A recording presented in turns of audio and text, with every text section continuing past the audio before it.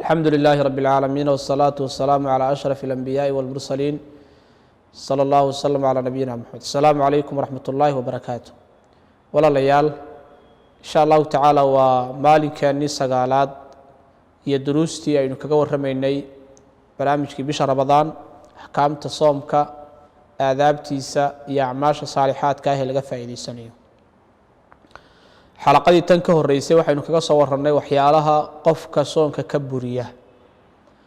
حين حلقة كوبان كسوق عادن دورنا إن شاء الله تعالى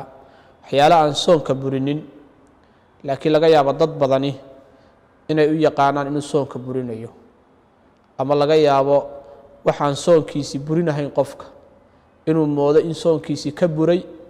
أو مركا أما أو إسكو كلف إنه دي بسوق قضائيه. أما لقى يا أبو إنه ماركتي siyahada soonkii baa kaa jabay iska cun waxa kamid ah waxyaalahaas xijaamada ama toobinka qofku inuu istoobo oo marka uu dhiig iska keeno toobinka waa la yaqaanaa toobinku marka soonkii ma buriyo waxna ma yeelayo waxa la mid ah inuu qofku dhiig iska shubo ama dhiigii baaritaanka oo koobnaa ha noqdo oo qofka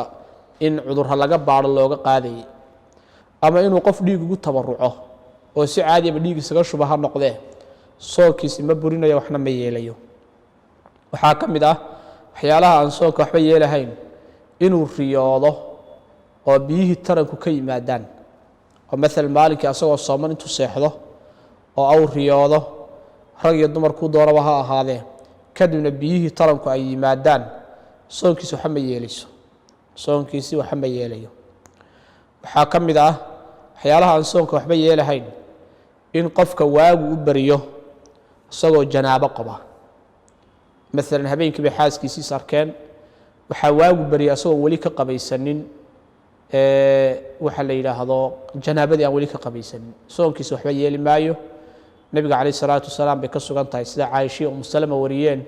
inuu waa bariisan jiray isagoo janaabo qabo ehelkiisa ay sarkeen habeenkii kadibna qofku markaa uu qabaysanayaa soonkiisina waxba yeeli maayo waxa taa la mid ah in gabadhii ay waa bariisato ayadoo wali aan ka qabaysanin dhiig caadada oo laga yaabo dhiigu habeenkii buu ka go'ay kadibna wali kamay qabaysanin saa haday ku waa bariisato markaa bay qabaysanaysaa salaadii subax bay tukanaysaa soonkeedina waxba ma yeelayo soonkeedii waa u saxiix weey waxa kamid ah waxyaalaha aan soonka waxba yeelin inuu qofku matago asagoon asagu iska matajin xalqadii horna waynu ku soo ishaarnay hadii matagu soo dhaafo oo sidiisa asagu isaga matago markaas soonkiisa waxba yeeli maayo waxa kamid ah inuu qabaysto ama aw cadaydo maalinta qaybaheeda kala duwan oo dhan soonkiisa waxba ma yeelayo